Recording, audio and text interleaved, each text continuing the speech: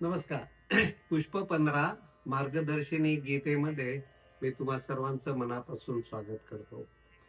आतापर्यंतच्या 14 पुष्पांपेक्षा या पुष्पाची मांडणी खूप निराळी आहे. आतापर्यंत आपण गीतेतील विचार कधी कधी अध्यायाप्रमाणे जात, कधी कधी न जात आपण बघितले. या पुष्पामध्ये आजच्या आयुष्यात जे आपल्याला प्रश्न भेडसावतात, issue that we face in today's fast pace social media dominated lifestyle, हे बघत असताना गीतेतील कुठले विचार उपयोगी होतील हे आपण बघणार आहोत. स्वाभाविकपणे परमार्थ, गीता वगैरे ग्रंथ हे साधूंसाठीच आहेत. सामान्य सर्वसाधारण लोकांशी त्याचं काही घेणं देणं नाही, ही खचितच भ्रामक कल्पना आहे. जर का ढोबळ मानाने बघितलं तर मला असं वाटतं की गीतेतले बरेचसे श्लोक, अध्याय हे तत्वज्ञानावरती आहेत.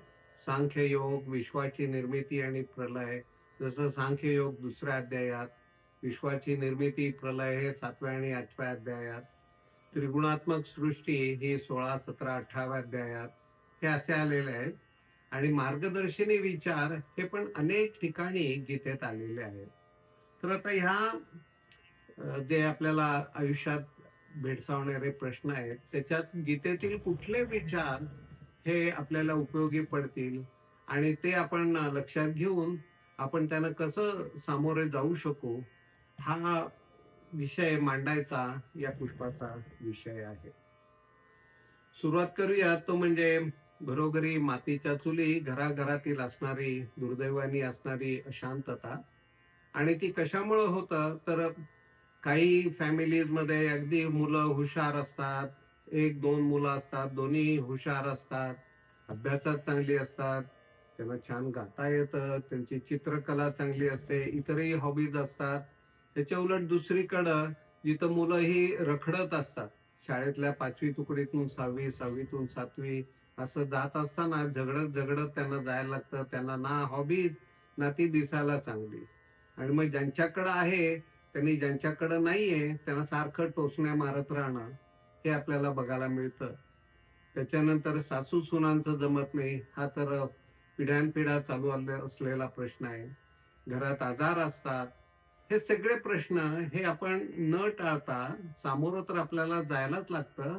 पण हे करत असताना गीतेतील कुठले विचार आपल्याला आपल्याला उपयोगी पडतील, तर मला असं वाटतं की आत्मसंयम योग, ज्याच्यावरती सविता काही पुष्पांपूर्वी बोललेली होती, त्याच्यात फार छान विचार आलेले आहेत. जसं की मनाच्या शांतीसाठी दिवसातील काही मिनिटं तरी, मला माहितीये की आपलं आयुष्य हे खूप धावपळीचं असतं, त्याच्यात मिनिट आणि मिनिट आपल्याला झगडायला लागत असतं, पण तरी सुद्धा जर का आपण एक 4-5 मिनिटं बाजूला ठेवू शकलो, आपल्याकडं स्मार्ट वॉच असतात, मोबाईल फोन असतो, त्याच्यावरती टायमर असतो, आणि तो टायमर लावून आपल्याला जर का प्राणायाम करायला एक 4-5 मिनिटं वेळ काढता आला, एकदम सोपा उपाय आहे. आणि डोळे शांत बंद करून आणि एका जागी स्थिर बसून 5-1 मिनिटं प्राणायाम करावा. नाही तर मग दुसरा एक उपाय म्हणजे ध्यान करावं. आता लोकांना प्रश्न पडतो, ध्यान करत असताना आमच्या मनात इतके सारखे विचार येत असतात, ते बाजूला कसे ठेवणार? म्हणजे काहीतरी करत राहायला पाहिजे. ते जर का करत राहिलं तर विचार बाजूला ठेवता येण्याची शक्यता वाढते. तर मग मग त्याच्यासाठी श्वासांवरती लक्ष एकाग्र करायचं. श्वास आत घेताना श्वास आपल्या नाकपुडीतून, श्वासनलिकेतून लंग्स मध्ये जातो, तिथनं असा बाहेर येतो. याच्यावरती जर का आपण आपलं लक्ष एकाग्र केलं तर मग आपल्याला मनाची शांती मिळू शकेल. अजून एक करता येईल म्हणजे ओंकार जप करायचा. तो पण असाच वेळ लावून जर का आपल्याला करता आला, किंवा काही लोकांना सगळ्यात सोपा उपाय त्यांना वाटतो तो म्हणजे नामस्मरण, श्रीराम जय राम जय जय राम, हे करत राहिला. तर ते जर का आपण केलं तर मग आपल्याला मनाची शांती मिळू शकेल. आणि मनाची शांती मिळाली तर हे प्रश्न जे आपल्याला आयुष्यात भेडसावतात त्यांना सामोरं जायला सामर्थ्य आपल्याला मिळू शकेल. आता हे करत असताना एक मात्र नक्की मनात लक्षात ठेवायला पाहिजे, ते म्हणजे आपलं मन हे खूप चंचल असतं, वाऱ्यासारखं असतं. वाऱ्याला जर का तुम्ही हाताने थांबवू शकायचा प्रयत्न केला तर तो नक्कीच अयशस्वी होईल. तसं आपलं मन आहे, ते मन आपलं दाही दिशांनी फिरत असतं. सारखे कुठले जुने जुने विचार येत असतात, त्यांना बाजूला ठेवता आलं पाहिजे. आणि हे मन कसं असतं, त्यासाठी सवितांनी बहिणाबाईंचा एक छान श्लोक सांगितला होता. मन वढाळ वढाळ उभ्या पिकातलं ढोर, किती हाकल हाकल फिरून येतं पिकावर. असं हे आपलं मन आहे. आणि ते काबूत आणण्यासाठी आणि ज्याच्यामुळे आपल्याला मनःशांती मिळू शकेल असं करायचं असेल तर मग अभ्यास करायला पाहिजे. म्हणजे पहिल्या दिवशी तुम्ही जर का असं प्राणायाम किंवा नामस्मरण करायला बसलात तर लक्ष एकाग्र नाही होणार. पण धीर खचून देऊ नका, प्रयत्न सोडू नका. दुसऱ्या दिवशी परत तोच प्रयत्न करा, तिसऱ्या दिवशी प्रयत्न करा. असं करत करत आपल्याला आपलं मन काबूत आणता येईल आणि मनाची शांती मिळू शकेल. पुढला प्रश्न जो आपल्याला अनेकांना भेडसावतो तो म्हणजे नोकरी आणि व्यवसायातील कटकटी. काही जणांना प्रोफेशनली फेल्युअर हेच बघायला मिळतं. एक तर कधी नोकरी मिळायला उशीर लागतो आणि नोकरी मिळाली तर मग प्रमोशन मिळत नाही, पगार अपुरा असतो, व्यवसायात अपयश येते. हे सगळं आपल्याला बघायला मिळतं. मग असं असताना ह्या प्रश्नांना कसं सामोरं जाणार? इग्नोर तर करता येत नाही, कारण आपला हा रोजच्या पैसे मिळवण्याचा आणि संसार चालवता येण्याचा प्रश्न आहे, त्यामुळे इग्नोर तर करता येत नाही. त्याच्यासाठी मला वाटतं गीतेतल्या दुसऱ्या अध्यायातला जो छान श्लोक आलेला आहे तो म्हणजे कर्मण्येवाधिकारस्ते मा फलेषु कदाचन. ही आपण चतुसूत्री मागच्या एका पुष्पात बघितलेली होती. तो म्हणजे कर्मयोगाची चतुसूत्री सुखी आयुष्याचा मंत्र. हा जो श्लोक आहे त्याचे 4 भाग केलेले आहेत. कर्मण्येवाधिकारस्ते, कर्मावरती तुझा पूर्ण अधिकार आहे, ते तू मनापासून कर, 110% प्रयत्न देऊन कर. मा फलेषु कदाचन, त्याच्यातनं जी फळं मिळणार आहेत त्याची अपेक्षा असेल तुला, पण त्याच्यावरती अधिकार नक्कीच नाही. मा कर्म फल हेतुर्भूर, म्हणजे माझ्या कर्माचं अमुकच फळ मिळावे असा हावरेपणा ठेवून ते कर्म करणारा तू होऊ नको. आणि सगळ्यात शेवटचा भाग तेवढाच महत्वाचा आहे, ते म्हणजे ते अकर्मणी संग मा असतू, म्हणजे कर्मच करणार नाही हा आग्रह तू धरू नकोस. कर्म करायलाच हवं, पण ते समत्व बुद्धी ठेवून निष्काम बुद्धीने कर्म करत राहा. आणि असं जर का केलं तर आपल्याला जरी हे प्रश्न असले की नोकरी मिळत नाही, मिळाली तर प्रमोशन नाही, व्यवसायात यश नाही, हे सगळं आपल्याला फेस करताना मनाला सामर्थ्य मिळू शकेल. कर्मण्येवाधिकारस्ते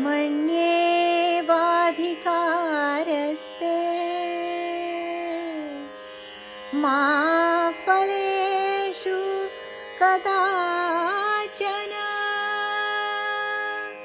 मा कर्मफलहेतुर्भूः मा ते संगोऽस्त्वकर्मणि.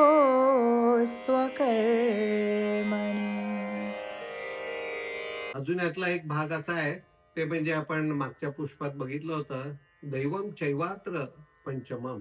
म्हणजे आपण बरीच गोष्टी लागतात, दैव हा त्यातला 5वा भाग आहे. आणि असं असतानाही आपल्याला आपल्या कर्माचं फळ मिळालंच पाहिजे, आपल्याला हवं तसंच मिळालं पाहिजे, हा आग्रह धरणं उचित नाही. हे त्याच्यातनं आपल्याला बघायला मिळतं. तर आता हे 2 प्रश्न बघितल्यानंतर आता तिसऱ्या प्रश्नाकडे वळतो. पियर प्रेशर आणि व्यसन, आणि त्यातला चौथा भाग जो आहे तो म्हणजे सोशल मीडिया. आपल्याला दुर्दैवाने असं बऱ्याच वेळा बघायला मिळतं की शाळा कॉलेजेसमध्ये मुलांना संगती चांगली नसते. पियर प्रेशरमुळं वाईट सवयी, वाईट व्यसनं ही लागू शकतात. आपल्याला माहिती आहे की जर का व्यसनं असली तर आपलं मन नादुरुस्त, शरीर नादुरुस्त होतं. व्यसनं मुक्त झालो तर शरीर आणि मन हे तंदुरुस्त होतं. पण पियर प्रेशरमुळं याच्यावरती आपल्या लहान मुलांच्या, शाळा कॉलेजातल्या मुलांच्या मनावरती परिणाम होऊ शकतो. आणि तसंच सोशल मीडिया हे एक प्रकारे ऍडिक्शनच झालेलं आहे. इतकी असंख्य सोशल मीडिया गेल्या 15-20 वर्षात आपल्या आयुष्यात, दैनंदिन आयुष्यात आलेली आहेत. आणि त्यातली बरीचशी मीडिया, त्यातले जे उपयोग त्याचा जर का योग्य प्रकारे केला तर ती चांगली आहे. पण जर का नाही ते मनात ठेवलं तर ती घातक पण होऊ शकतात. तर आता हे दोन प्रश्न जर का भेडसावत असताना गीतेतील कुठला विचार हे आपल्याला उपयोगी पडेल, आणि तो म्हणजे मनोनिग्रह. मनावरती पूर्ण ताबा असायला पाहिजे. आणि त्यासाठी हा गीतेतला श्लोक, 3ऱ्या अध्यायातला 42वा श्लोक, इंद्रिया आणि पराण्याहुर इंद्रियेभ्यः परम मनः मनसस्तु परा बुद्धिर यो बुद्धे परतस्तु सहा. हा श्लोक आपण आता मंजिरीच्या आवाजात ऐकूया.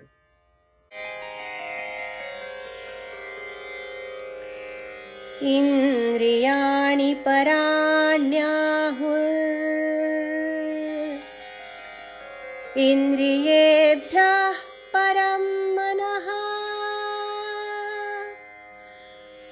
मनसस्तु परा बुद्धिर्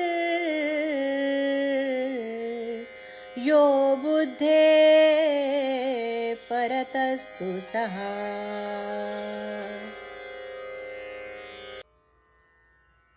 त्याचं विनोबांनी फार सुंदर भाषांतर केले. इंद्रिये बोलिली थोर, म्हणजे जर का आपण क्रम बघितला तर इंद्रिय 5 ज्ञानेंद्रिय, 5 कर्मेंद्रिय, अशी 10 इंद्रिय ही त्याच्यापेक्षा थोर जे आहे ते मन हा लगाम आहे. बुद्धी थोर मनाहुनी, थोर तिहुनी तो प्रभू, आणि प्रभू म्हणजे जीवात्मा. आणि हे सर्व रथरूपी देह या कल्पनेत फार सुंदर उपमेत फार सुंदररित्या मांडलेला आहे. आता हा जो आपल्याला रथ इथं चित्रामध्ये दिसतोय त्याच्यातले घोडे जे आहेत ते म्हणजे 10 इंद्रिय हे आहेत. आणि ते घोडे ज्या रस्त्यावरून चालले ते म्हणजे निरनिराळे विषय. त्या घोड्यांना जो लगाम आहे तो आहे मनाचा. त्याच्यानंतर माग दाखवलाय तो म्हणजे सारथी, आणि तो म्हणजे बुद्धी. आणि सगळ्यात माग जो प्रवासी बसलाय तो म्हणजे जीवात्मा. जर का हा रथ सुरळीत जायचा असेल तर जीवात्म्याला आपल्याला या आयुष्यातलं जे संचित कर्म आहे ते कळायला हवं, प्रारब्ध कर्म कळायला हवं. आणि ते बुद्धीला सांगून, बुद्धीने मनाला कम्युनिकेट करून मनाने तो लगाम ताब्यात ठेवायला पाहिजे, ज्याच्या योग जो इष्ट निर्णय आहे त्याची अंमलबजावणी कर्मेंद्रियांकडून होऊ शकेल. हा झाला सुरळीत जाणाऱ्या रथाचा क्रम. पण जर का ह्याच्या उलट जर का मनाचा लगाम हा सुटला, मनाचा ताबा सुटला, तर ते जे घोडे आहेत ते निरनिराळ्या दिशेने जातील आणि साहजिकच तो रथ कोसळून पडेल. पण जर का मनाचा लगाम चांगला असेल तर मात्र रथ हा सुरळीत जाईल. तर ही कल्पना फार सुंदर आहे. ही आपल्याला आपल्या मुलांना, आणि तसंच आपण जे सोशल मीडिया वापरतो ते ॲडल्ट्स ॲज वेल, यांनी लक्षात ठेवून मनाचा ताबा हा कसा महत्वाचा आहे हे लक्षात ठेवायला हवं. आपण आपल्या मुलांना ते समजावून सांगायला हवं. यातला अजून एक भाग आहे तो म्हणजे उद्धरेद आत्मनात्मानम. हे करत असताना आपण आपला मित्र होऊ शकतो, आपण आपला शत्रू पण होऊ शकतो. म्हणजे आपल्याला आपल्या आयुष्यात काय करायचंय हे पूर्णपणे कळायला हवं. आणि ते आपण आपल्या मुलांबरोबर बसून त्यांना समजावून सांगून त्यांच्याकडनं याचा अर्थ लक्षात घेऊन त्यांना तो आचरणात आणायला सांगायला हवा.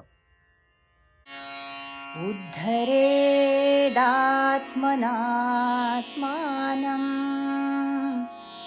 नात्मानमवसादयेत् आत्मैव हि आत्मनो बन्धुः आत्मैव रिपुरात्मनः.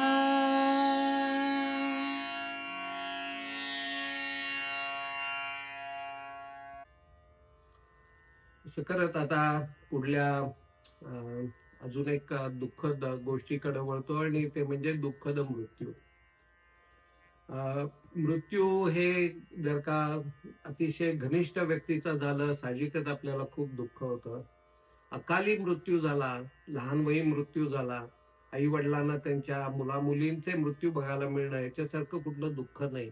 असा अकाली मृत्यू किंवा आपल्या नातेवाईकातल्या पैकी कोणी 50-60व्या वर्षीच कुठल्या ऍक्सिडेंट मध्ये गेला, तर मग त्याचं होणारं दुःख हे अजूनच जास्त असतं. तर हे सामोरं तर जायलाच लागतं. आणि असं मी म्हणणार नाही, कधीच म्हणणार नाही, की अरे बाबा आत्मा अमर आहे त्यामुळे त्या दुःखाकडे दुर्लक्ष कर. असं नाहीये. आपल्याला जे जो समोरचा माणूस दिसतो, तो आत्मा न दिसता आपल्याला शरीर दिसतं, त्याच्याबरोबरच्या आठवणी असतात. त्यामुळे मला असं वाटतं, की रडून मन मोकळं करावं, पण नंतर सावरावं. आणि मग हे लक्षात ठेवावं, की शरीर हे नाशिवंतच आहे. आणि आत्मा अमर आहे, पण शरीर हे नाशिवंत आहे.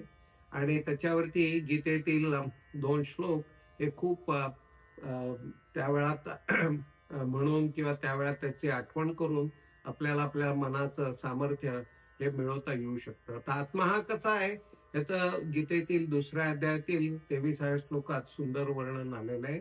नैनं छिंदन्ति शस्त्राणि, त्याला शस्त्र चिरू शकत नाहीत.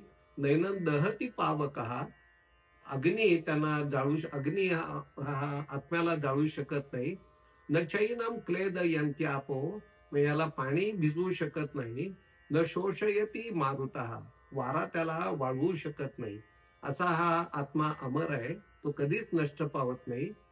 पण मग तो जेव्हा शरीर सोडून जातो ते कधी, तो वासांसी जीर्णानी यथा विहाय. आणि त्याचं विनोबाजींनी फार सुंदर भाषांतर केलंय. सांडूनिया जर्जर जीर्ण वस्त्रे, मनुष्य घेतो दुसरी नवीन. माझा शर्ट खूप जुना झाला, फाटला, तो मी टाकून देतो आणि दुसरा शर्ट घेतो. तशीची टाकून ही जुनी शरीरे, आत्मा ही घेतो दुसरी निराळी. आत्मा हा अमर आहे. हे शरीर सोडून तो पुढल्या शरीरात गेलेला आहे. तर त्यामुळे त्याचा शोक होणारच, पण ते स्वतःला सावरण्यासाठी आपल्याला या 2 श्लोकातून सामर्थ्य मिळतं. तर हे 2 श्लोक आता मंजिरीच्या आवाजात ऐकूया. नैनं छिन्दन्ति शस्त्राणि, नैनं दहति पावकः, न चैनं क्लेदयन्त्यापो, न शोषयति मारुतः. वासांसि जीर्णानि यथा विहाय, नवानि गृह्णाति नरोपराणि. तथा शरीराणि विहाय जीर्णान्यन्यानि संयाति नवानि देहि. आता पुढल्या एका प्रश्नाकडे वळतो, जे आपल्याला खर तर भेडसावत नाही. कारण जर का प्रचंड यश असेल तर ते भेडसावणार नाहीये, ते छान आहे असं वाटतं. पण कधी कधी मिझरेबल फेल्युअर, म्हणजे काही करा तुमच्या हाताला यशच नाही असं होऊ शकतं. आणि ह्या दोन्ही टोकाच्याच घडामोडी आहेत. पेंडुलमचा एक स्विंग इकडे आहे, एक इकडे आहे. मला कधी कधी असं वाटतं की अपयशाचं दुःख हे यशाच्या आनंदापेक्षा मोठं असतं असं मला वाटतं. कारण ते मला वाटतं मनाला लागून राहतं. आणि आनंदाचं जे सुख आहे ते असतं चांगलं, पण त्याच्यापेक्षा अपयशाचे दुःख हे मोठं वाटतं. तर हे ह्याला सामोरं जाताना म्हणजे प्रचंड यश जरी असलं ना तरी त्याला सामर्थ्य लागतं बरं का. कारण आपल्याला त्यातून मग काही प्रलोभन होऊ शकतात आणि त्याच्यातनं आपल्याला गर्व पण होऊ शकतो. त्यामुळे प्रचंड यशाला सामोरं जाताना पण मनाचं सामर्थ्य लागतं. आणि त्याच्यावरती गीतेनी जो सगळ्यात चांगला उपाय सुचवला आहे ते म्हणजे स्थिर बुद्धी असावी. घटकेभर यशाचा मनापासून आनंद लुटावा. अपयशाबद्दल बोलून दुःख मोकळं करावं, पण पुढील निष्काम कर्मास तयार व्हावे. आणि हे गीतेतल्या 2ऱ्या अध्यायातील 38व्या श्लोकात फार छान त्याचं वर्णन आलंय. सुख दुःखे समे कृत्वा लाभालाभौ जया जयौ. आणि हे सुख दुःख झाल्यानंतर पुढचं जे चरण आहे ते अजूनच महत्वाचं आहे. तो युद्धाय युज्यस्व नैनम पापम वापसेसी. म्हणजे सुख दुःख हे समे कृत्वा, तू युद्धाला सज्ज हो, युद्धास सिद्ध हो. आणि तसं जर का केलं, समदुःख ठेवून जर का तू युद्धाला सज्ज झालास, तर त्या युद्धाचं जे पाप तुला वाट लागेल असं भीती वाटते, ते तुला लागणार नाही. तर आता शेवटच्या भागाकडे वळतो, आणि ते म्हणजे स्वधर्म कसा ओळखावा. याच्यापूर्वीच्या अनेक ह्याच्यामध्ये पुष्पांमध्ये म्हटलंय तसं, इथं धर्म म्हणजे हिंदू मुस्लिम ख्रिश्चन असे, आणि फॉर दॅट मॅटर गीतेत कुठेही हिंदू धर्म, सनातन धर्म, मुस्लिम, ज्युईश वगैरे असा उल्लेखच नाहीये. हा गीतेचा जो ग्रंथ आहे तो सर्वांसाठी आहे. तर स्वधर्म कसा ओळखायचा, आणि त्याच्यावरती मला धनश्रीताईंचं एक छान वाक्य आठवतं. त्या म्हणाल्या, अहो ही गीता एवढी अवघड आहे समजायला, मला काही समजत नाही.